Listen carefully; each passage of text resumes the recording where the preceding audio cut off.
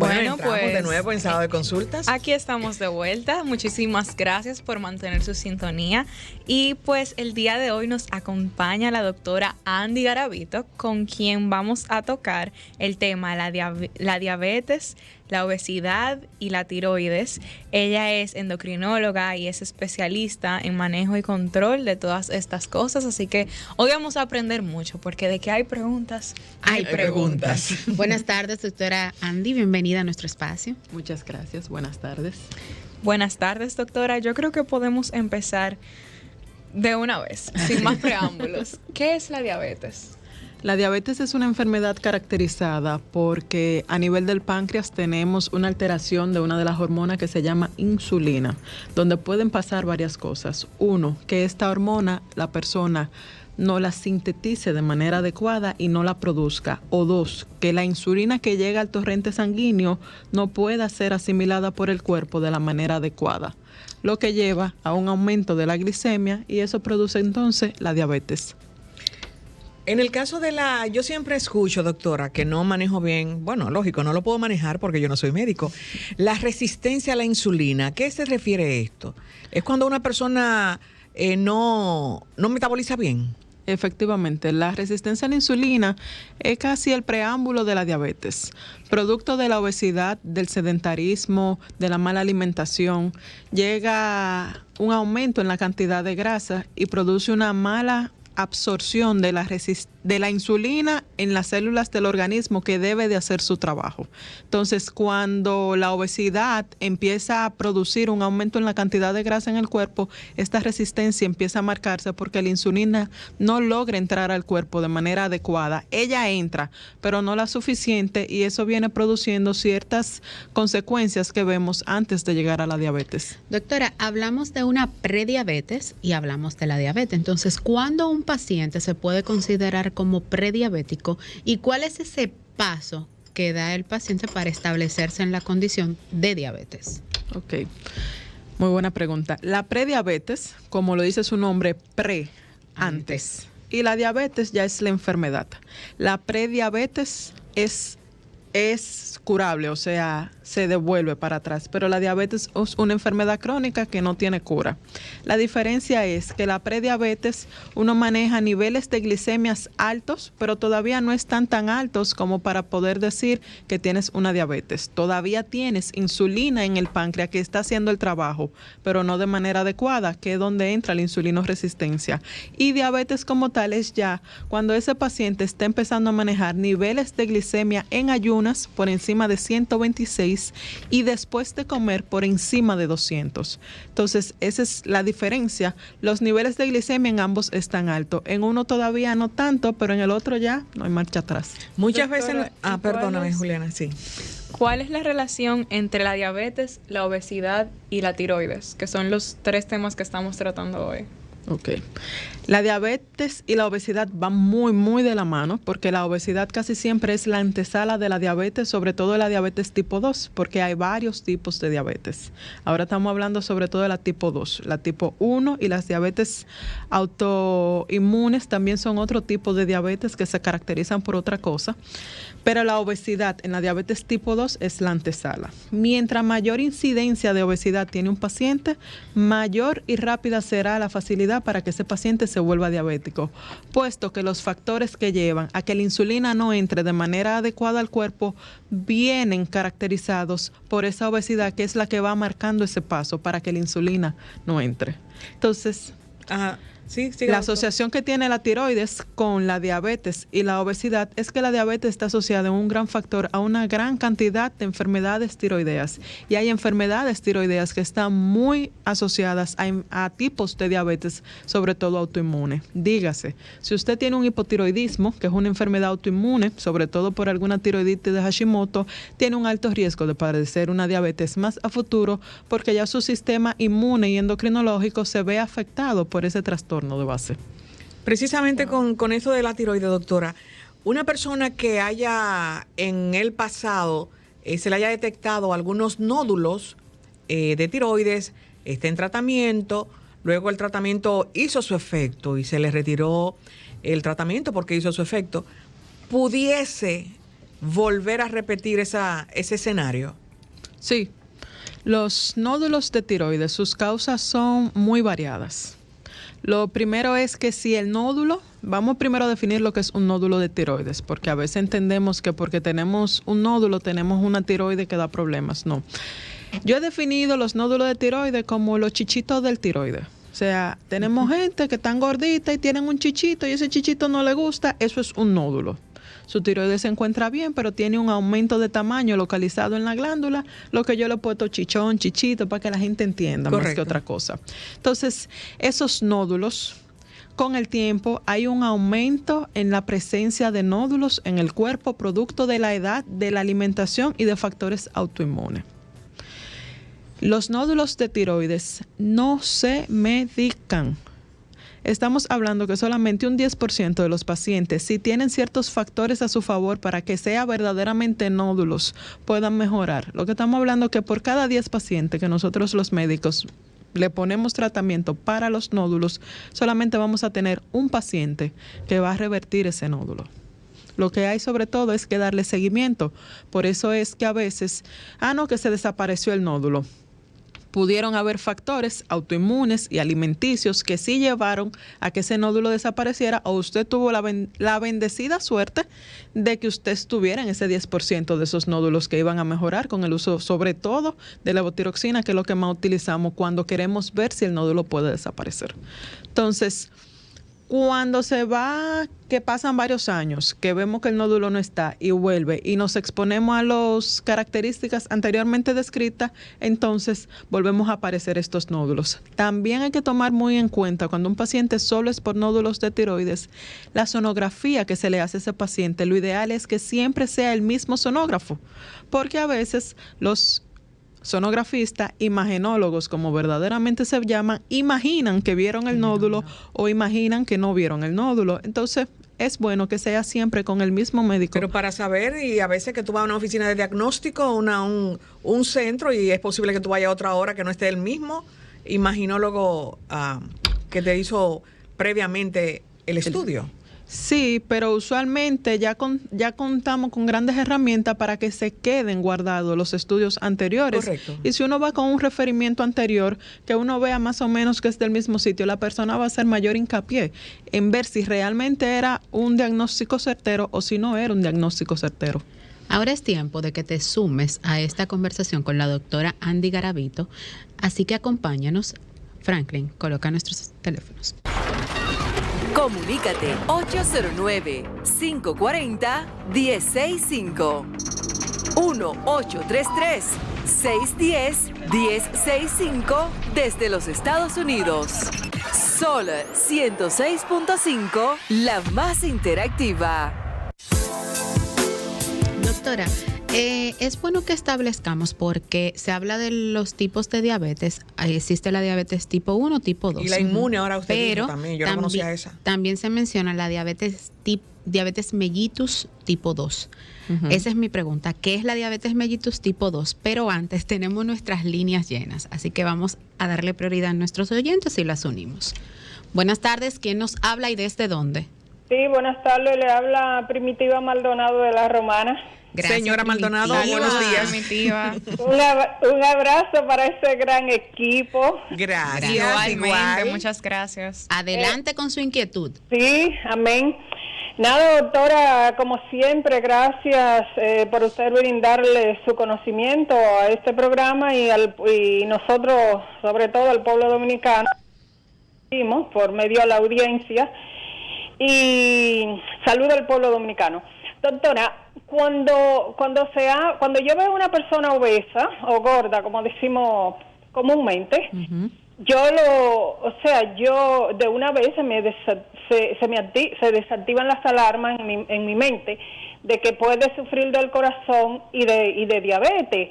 Entonces, quedándonos en la diabetes, porque es el tema, usted decía que la insulina, cuando una persona es obesa, no le entra al cuerpo, es porque las arterias están llenas de grasa. Me gustaría que usted especificara más en eso, y que con relación a los nódulos. Nódulos.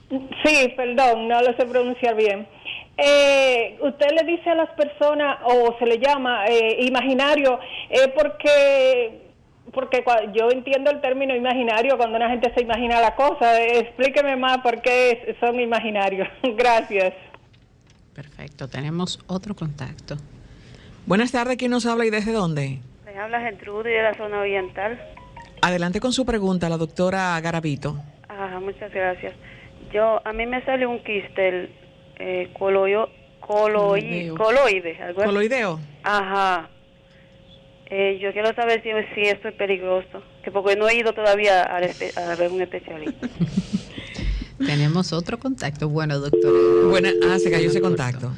Tenemos otro contacto. Buenas tardes, ¿quién nos habla y desde dónde? Buenas tardes. Hola, buenas tardes. Sí, adelante con su inquietud. Sí, buenas. Mi nombre es Morena Indira Reyoso. Yo fui diagnosticada en el 2020 con azúcar alta, pero nunca he presentado síntomas. Ningún síntoma. Lo que me preguntó el doctor Lepradel, ningún síntoma tengo.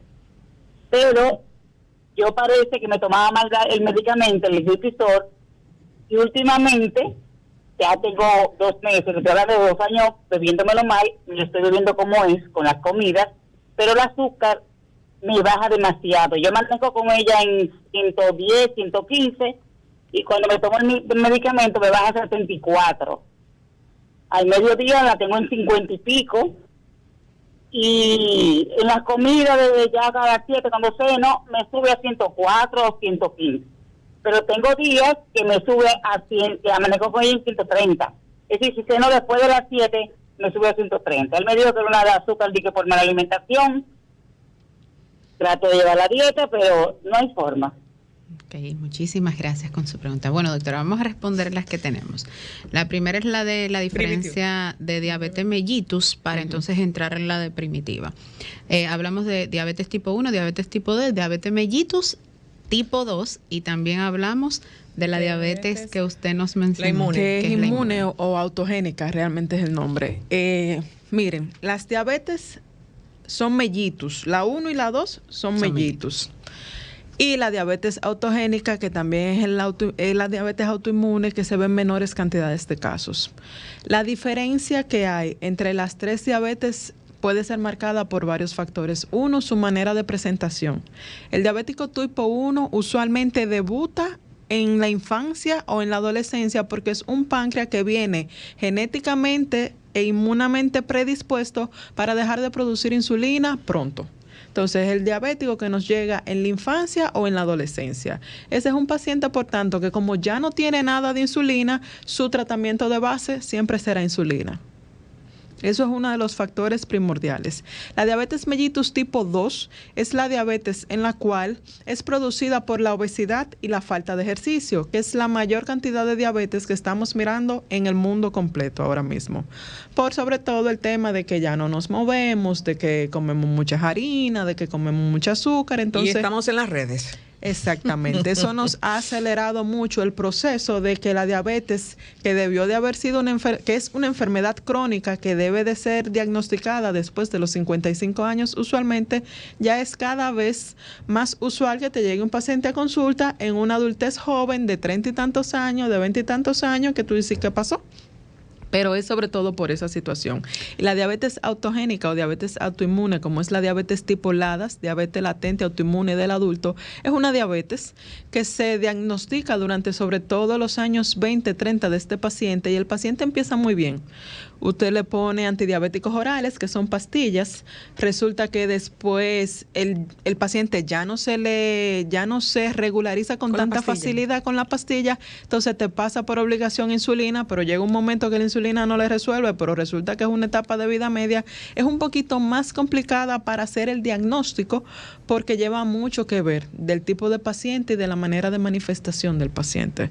No es la más usual. Nuestra más usual es la diabetes mellitus tipo 2, pero hay que tener muy en consideración para que a veces usted también sepa que si su diabetes tipo 1 y tipo 2, usted no puede encontrarse igual que el que tiene tampoco una diabetes tipolada. Entonces, eso hay que tenerlo muy pendiente. Bueno, Primitiva Doctora, nos consultaba sobre el tema de la obesidad mórbida y el paciente diabético, si el hecho de estar obeso era por un tema de circulación en el páncreas y de los nódulos. Por el nombre imaginarios cariñoso que dio usted la le puso. doctora, Exacto. Entonces, a Primitiva, la obesidad produce la insulinoresistencia, pero claro, uno de los mayores factores es el aumento del colesterol a nivel de la grasa, que sí, que lleva sobre todo a una gran incidencia de problemas de corazón y de derrames cerebrovasculares. El tema está, para ponerlo, en que cuando el paciente obeso va aumentando de peso, produce una alteración a nivel del músculo, que es quien tiene que absorber esa insulina, a nivel sobre todo de los tejidos grasos, que es quien maneja sobre todo el proceso de energía, y ese aumento de grasa en ese paciente que va degradando los procesos propios para que el cuerpo sepa cómo usar la insulina, porque la insulina se hace para que el paciente se mantenga alerta, activo, para que el azúcar que usted se come logre llegar a los músculos, logre llegar a su contenido y el paciente se sienta bien. Pero cuando el paciente está muy obeso, que tiene mucha grasa, que tiene otros factores, le obstruye entonces esa insulinoresistencia, y la insulina queda en sangre, no llega a los músculos, no hace el efecto que debe de hacer para que esa glicemia y esa cantidad de glucosa logre entrar de manera adecuada y se mantenga regularizado. ¿Y los bultitos? Y entonces los nódulos de tiroides, no es que los nódulos son imaginarios, no, es que los sonografistas, que son quienes realmente nos dan el diagnóstico, son una rama de la imagenología, de una parte de imagen. Efectivamente. No es que son imaginarios. No es que son imagen, es de imagen, efectivamente. Entonces, algo que me llamó la atención de nuestro último contacto es el tema de su pastilla, de su medicación, pero que ella hablaba de que está haciendo una hipoglicemia luego de tomarse la pastilla. Me llamó mucho la atención porque ella dice, yo nunca tuve síntomas. Entonces, ahí conectamos también con una pregunta, doctora. ¿Cuáles síntomas presentan un paciente diabético? Y claro está, responderle la pregunta a nuestro oyente. Sí, la segunda hablaba de que salió con un nódulo y no ha llevado los resultados de esa imagen al médico. ¿Cómo se llama? Ella le preguntó que si eso es peligroso. Los quistes coloideos suelen ser benignos. O sea que el riesgo de malignidad, que es lo que andamos buscando y evaluando en cada paciente, es casi nulo. Pero hay que evaluar de dónde viene el quiste y cuál es la causa, si hay un trastorno hormonal de base, porque el hecho de tener quiste puede o no puede afectar las hormonas, y por eso es importante que ella vaya al médico a llevar ese resultado para confirmar que está todo bien y que las hormonas se encuentran de manera adecuada. Correcto. La tercera pregunta, que era la que hablaba Denisa. De la medicación de la señora, su hipoglicemia y los síntomas de la diabetes. Que le cambia tanto cada vez que ella come, ya está diciendo los valores. Sí. Lo primero que ella dijo fue que ella le hicieron el diagnóstico de una hiperglucemia. Lo segundo es que ella está con un muy buen médico. El doctor Despradel es una estrella en la diabetología dominicana, es uno de los grandes fundadores de la diabetología dominicana. Y hay que tomar muy en consideración el concepto de por qué él tomó esa decisión. O sea, yo no estuve ahí en ese momento para saber cuáles fueron las razones que llevaron al doctor a tomar esa decisión y ese medicamento. Pero ella dice que el diagnóstico le dijeron que fue por la alimentación. Si esta paciente mejoró la alimentación, lleva un mejor estilo de vida, lleva una mejor, o sea, tiene horarios fijos de comida, tiene una alimentación balanceada adecuada, hace su ejercicio de manera idónea, se hidrata de manera adecuada, puede que sea un paciente que todavía tenía insulina suficiente en el páncreas, que simple y llanamente con este cambio de estilo de vida, sus niveles de glicemia empezaron a disminuir porque la insulina empezó a trabajar de manera adecuada, porque lo que le estaba impidiendo que esa insulina hiciera su trabajo, ya ella lo ha ido mejorando con el tiempo. Doctora, ¿es la diabetes una enfermedad que tiene cura? Y si es así, en caso de que no, ¿cómo se puede controlar? O sea, los pacientes con diabetes los que conozco por lo menos, normalmente las inyecciones constantes y diferentes medicamentos que deben de consumir. ¿Cómo es este proceso de tratamiento para estos pacientes?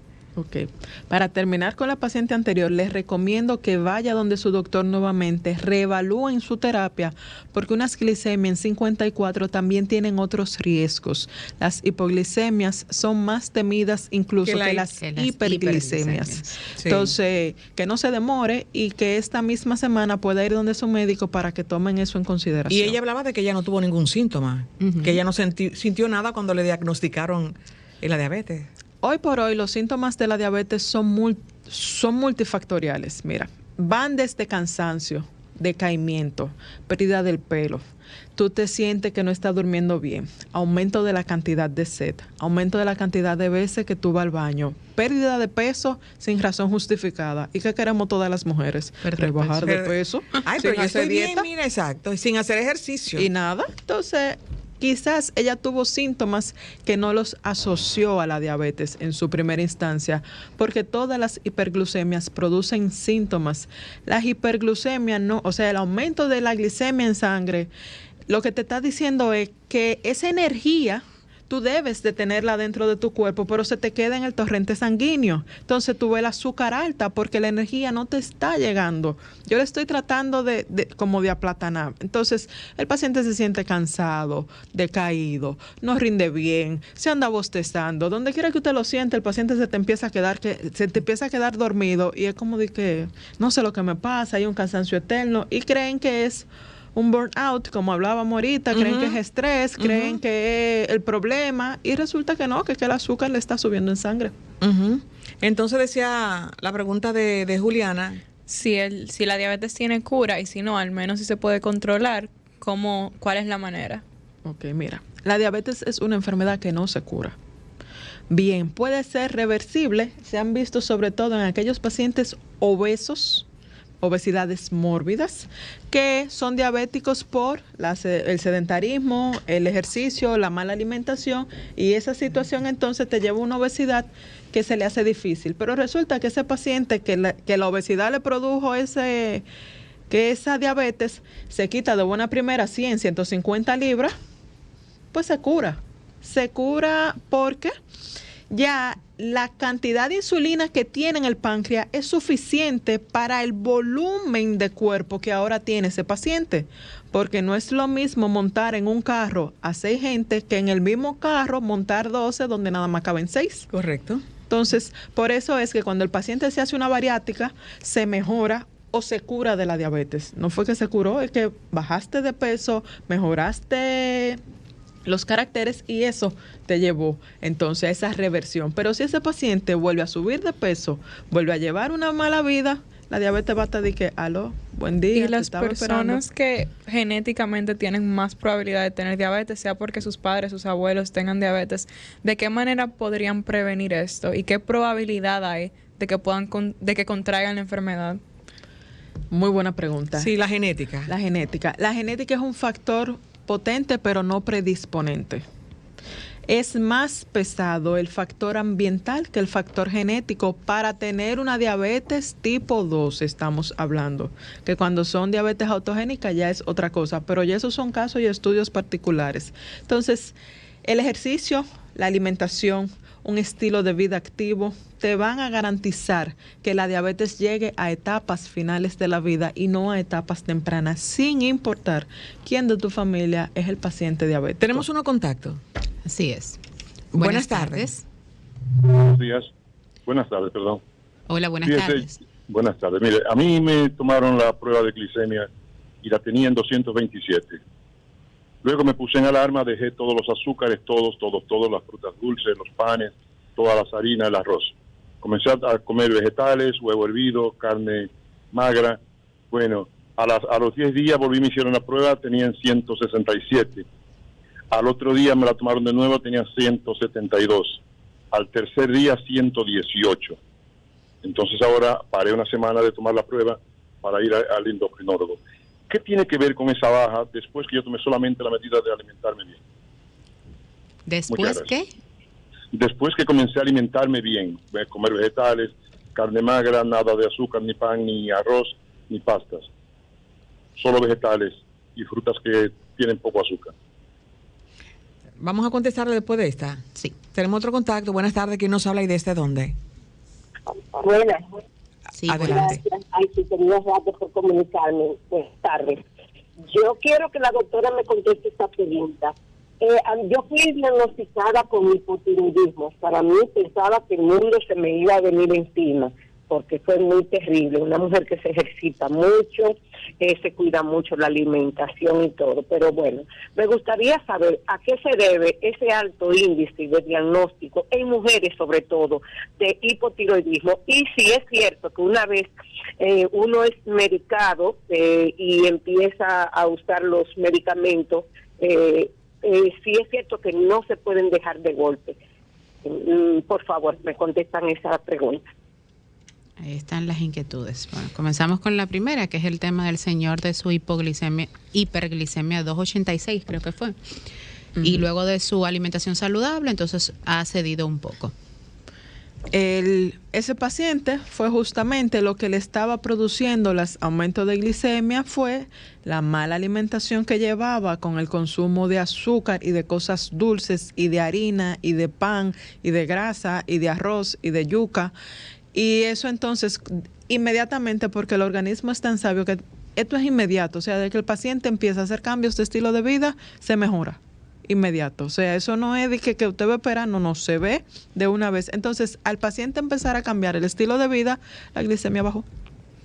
Tiene que mantener ese estilo de vida, porque si vuelve a su estilo de vida anterior, su glicemia va a subir. De todas maneras, ese diagnóstico de diabetes mellitus ya está hecho. Lo que hay que hacer es, como es un paciente educado hasta el momento o con mucho miedo, porque pueden pasar las dos cosas. Muy comprometido. Que el paciente llega, se asusta, coge miedo y después de ahí entonces vuelve luego cuando empieza a ver que la diabetes no tiene mayores complicaciones, No, yo me me puedo siento comer mi bien, pancito con mantequilla. se confía, entonces vuelve a su estilo anterior y ahí vuelven entonces las hiperglicemias. La otra oyente preguntaba sobre el alto índice en diagnósticos a mujeres En y también, hipotiroidismo. Hipotiroidismo. y también hablaba sobre si es cierto que los medicamentos de esa enfermedad no se pueden dejar de detener. golpe. En el hipotiroidismo ya diagnosticado, no, el medicamento no se suspende, ni de golpe ni nunca. Bien, un paciente diagnosticado con hipotiroidismo franco es un paciente que va a llevar la levotiroxina para toda la vida. Entonces, la levotiroxina, su medicación siempre va a depender de su peso. Si el paciente empieza a aumentar de peso, va a necesitar mayor cantidad de levotiroxina. Si el paciente empieza a bajar de peso, necesita menor cantidad de esa levotiroxina. Y sí, es real, hay mayor incidencia de pacientes femeninos con problemas de tiroides que en pacientes masculinos. Solamente que cuando el masculino viene con un problema de tiroides, viene con un problema grave. Wow. Son como más agresivos los problemas de tiroides en paciente masculino que en el paciente femenino. ¿A qué se debe esto? Una asociación estrecha aún no tenemos, pero también cabe mucho que las mujeres siempre estamos más prestas a ir al médico, a averiguar, a saber. El masculino se está muriendo y hasta que no ve que el oxígeno no le falta, no va a donde el médico. Así es. Doctora, a través de nuestras redes sociales, Consultas RD, nos hacen la pregunta de por qué el paciente diabético tiende a oscurecérsele el cuello cuando tiene la hiperglicemia, y también nos preguntan por qué muchos doctores hablan de la diabetes como una condición de salud y no como una enfermedad. Primero, ese cuellito negro se llama acantosis nigricans. Le exhorto a todo el que nos esté escuchando que vaya ahora mismo, se chequee en el espejo y vea si tiene el cuellito un poquito más negro. Ustedes ninguna de los tres lo tienen. Ya Muchas gracias, doctora. Y eso habla mucho de que tiene una cantidad aumentada de insulina en sangre, aunque la glicemia se encuentre normal. Y ese es un paciente usualmente que tiene insulinoresistencia. Es uno de los primeros signos que se encuentran de la insulinoresistencia. Y no solamente en el cuello, doctora, también yo veo pacientes en el rostro. Lo del rostro son menos. Usualmente están asociados a otras enfermedades cuando hay manchas negras en la cara. Está más asociado a problemas de tiroides, a problemas de riñón, a problemas de piel antes que a esto. Pero sí se ve mucho en el cuello, en las axilas, en las entrepiernas.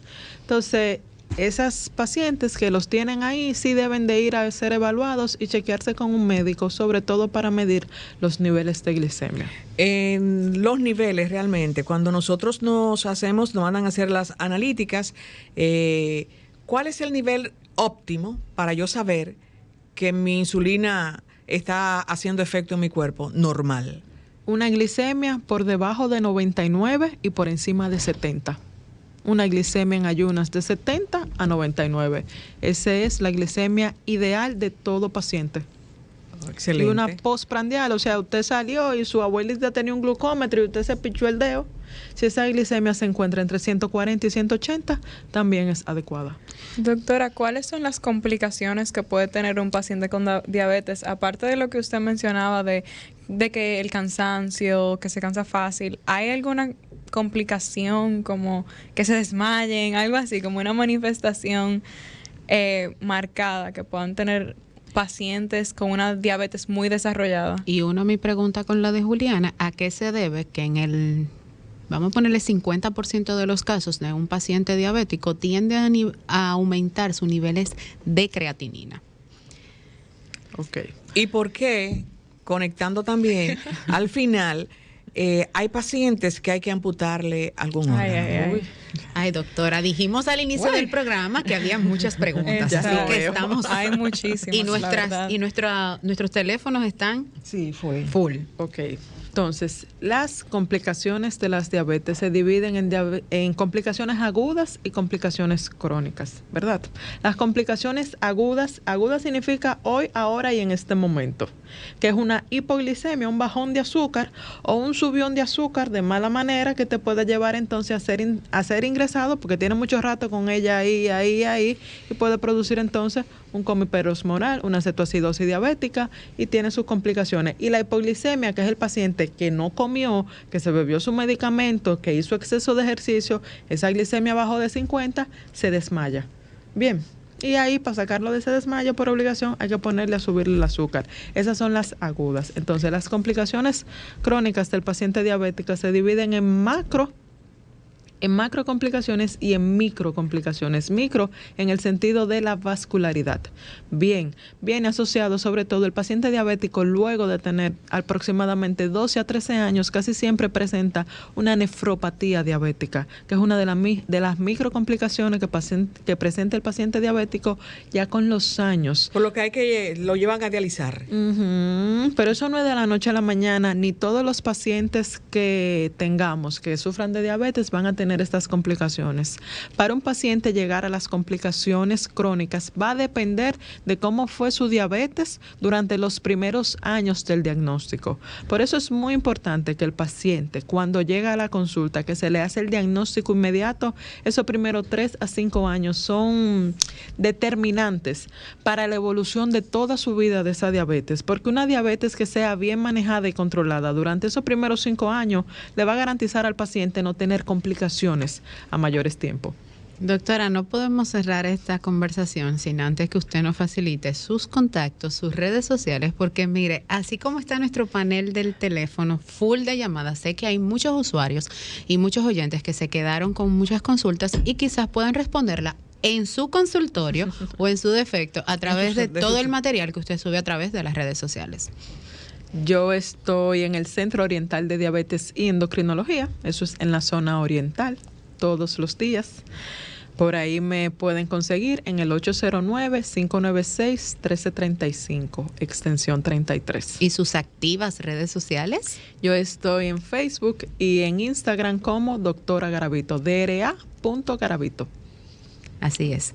Bueno, doctora, agradecerle de más en nombre de todo nuestro equipo que usted nos haya acompañado y lo más importante, que haya podido concienciar a todos nuestros oyentes a propósito de que el pasado lunes 14 celebramos el Día Mundial de la Diabetes y como es el objetivo principal de nuestro espacio, llevar todo lo que es relativo en materia de salud a quienes nos sintonizan a través de esta Sol 106.5.